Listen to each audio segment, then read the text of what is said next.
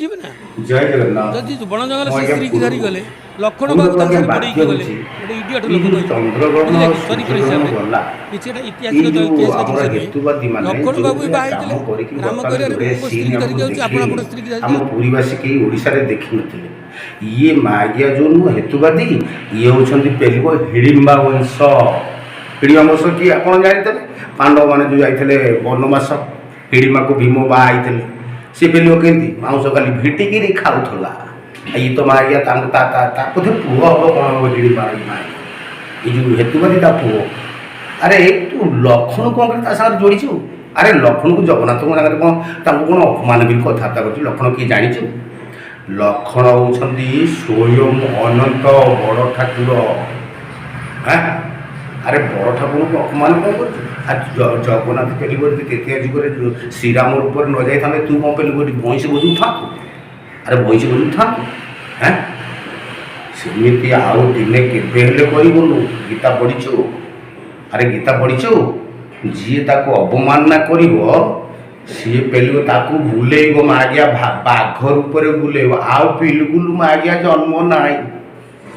ବିଲକୁଲ ଆଉ ତୋର ଜନ୍ମ ନାହିଁ। ସେଇ ତ ବାଘ ହବୁ ପେଲିବ ସବୁ ଖାଲି ମାଂସ ଖାଇବୁ ଖାଲି ବାଘ ହେଇକି ମାଗିଆ ତାପରେ ପାପ ତାପରେ ପାପ ତାପରେ ପାପ କରି ଚାଲିବୁ। ଦେଖ ଅପେକ୍ଷା କର। ଆରେ ସାରଥି ଆଇଥିଲା 13 ନା 14 15ରେ ଆଇଥିଲା ବୋଧେ କାହିଁ ମନେ ପଡ଼ୁନି ଆଜ୍ଞା। ସାରଥି ଆଇଥିଲା କହିଲା ମୋତେ ତୁଳସୀ ପକା। ମୁଁ ଯାଉଛି ମୁଁ ସ୍ୱୟଂ ଜଗନ୍ନାଥ। କ'ଣ ହେଲା? ଆରେ ଯୋଡ଼େ ମାସ ଯାଇନି ଚକ୍ର ନଗେଇ ଦେଲା ଯେ ତୋ ମାଆକେ ଚକି ପେଶିଲା ପେଲିବ ଚକି ପେଶିଲା 5 ନା 7 ବର୍ଷ ପେଶି ଆଜ୍ଞା କାନ୍ଦୁଆ। ସେମିତି ତମେ ସବୁ କେତୁଟା ଯେଉଁ ବାହାରିକି ଜଗନ୍ନାଥଙ୍କୁ ଆକ୍ଷେପ କରୁନ ତମେ ତାକୁ ଜାଣିନ। ତମ ବଇଁଶୀ ଏମିତି ନୁହଁ ଠିଆରେ ବଜେଇବ ପେଲିବ ଠିଆରେ ବଜେଇବ। ଅପେକ୍ଷା କର ସମୟକୁ ଟିକେ ଅପେକ୍ଷା। ଆରେ ତୁ ଜଗନ୍ନାଥଙ୍କୁ ନିନ୍ଦା ଜଗନ୍ନାଥ କିଏ ଜାଣିଛୁ? ସାରା 14 ବ୍ରହ୍ମାଣ୍ଡର ମାଲିକ। ତୁ ଯାଉ ମାଟି ଉପରେ ଠିଆ ହେଇଛୁ। ଆରେ ସେ ମାଟିଟା କାହା ତୋ ବାହାର ସେ ମାଟିଟା ତୋ ବାହାର ତିଆରି ଥିଲା ଘରେ ତୋ ମାଟିଟା ପୃଥିବୀଟା ତୋ ବାହାର ତିଆରି ଥିଲା। ଆରେ ଜାଣିଛୁ ସେ ମାଟି କାହାର? ସେ ସ୍ୱୟଂ ଶ୍ରୀକୃଷ୍ଣ। ସେ ଜଗନ୍ନାଥ ସ୍ୱୟଂ ଶ୍ରୀକୃଷ୍ଣ। ସେ ଯାହା ଚାହିଁବ ଚୁଟକିରେ ସବୁ ଉଡ଼େଇ ଦେବ ପୃଥିବୀଟାକୁ। ତୁ ବୈଜ୍ଞାନିକ କ'ଣ ଉଡ଼େଇବରେ? ସବୁ ଶ୍ରୀକୃଷ୍ଣଙ୍କୁ ମାଗେ ନିନ୍ଦା କଲୁ। ତ ଏଇଭଳିଆ କାମ ଏଇ ଧୈର୍ଯ୍ୟ ଧରିଛନ୍ତି କେମିତି? ତୁ କହିଲେ ଆସେ ନା କଠନଡ଼ା ଦେଖିବୁ କେମିତି ତୁ ରହୁଛୁ। ପେଲିବ ଲୁଣି ପାଣି ପେଲିବ ଦାଣ୍ଡି କୋଣାରେ ଲୁଣି ପାଣି ପୁରେଇକି ଛାଡ଼ିଦେବେ ପୁରୀ ହେଲା। ପୁରୀ ଜଗନ୍ନାଥ କାନ୍ଦ ଲାଗୁଛି ଆଜ୍ଞା କହିକି। ଜଗନ୍ନାଥ ଯେଉଁ ଭଳିଆ ଅପମାନ କରିଛନ୍ତି ଏମାନେ ମୋ ଦେହ ସହିବନି। ଆମକୁ ସରକାର ଆମେ କହୁଛୁ ଆମକୁ ଫାંસી ଦେଇଦିଅନ୍ତୁ ଆମେ ଜଗନ୍ନାଥ ପାଇଁ ମରିବାକୁ ପ୍ରସ୍ତୁତ ଅଛୁ କିଛି ଦରକାର ନାହିଁ ମରିଯିବୁ ହେଲା। କିନ୍ତୁ ଜଗନ୍ନାଥଙ୍କ ନିନ୍ଦା ଆମେ ଶୁଣିବୁ। ବିଷ୍ଣୁ ନିନ୍ଦା ସହିବା ଅପେକ୍ଷା ପେଲିବ ମରିଯିବା ଆହୁରି କୋଟି ଗୁଣରେ ମଙ୍ଗଳ ମରିଯିବାଟା କୋଟି ଗୁଣରେ ମଙ୍ଗଳ। କିନ୍ତୁ ସେ ମା ଆଜ୍ଞାକୁ ଛାଡ଼ିବୁନି। ପୁରୀ ଆସ ଦେଖିବ ଘରେ ଜଗନ୍ନାଥଙ୍କୁ ନିନ୍ଦା କରୁଛୁ। ଜଗନ୍ନାଥ କିଏ ଜାଣିଛୁ? ପୁଣି ଆରେ ମାଟିଟା କାହାର? ତାର ପାଣି ତାର ତା ନଖରୁ ବାହାରିଛି ଗଙ୍ଗା।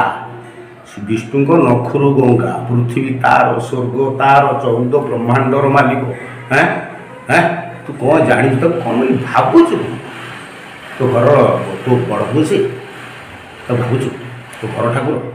ଘରେ ଚିକେନ ତ ତୁ ପେଲିବ ତ ଖାଇଲୁ ତୋ ଘର ତ ମାଇକିନା ତୋର ଖାଇଲନି। ତୋ ପିଲାମାନେ ମିଶିକି ତମ ସେ କବାଟକୁ ପେଲିବ ତାର ଓଲୁ ବନ୍ଦ କରିଥାନ୍ତ।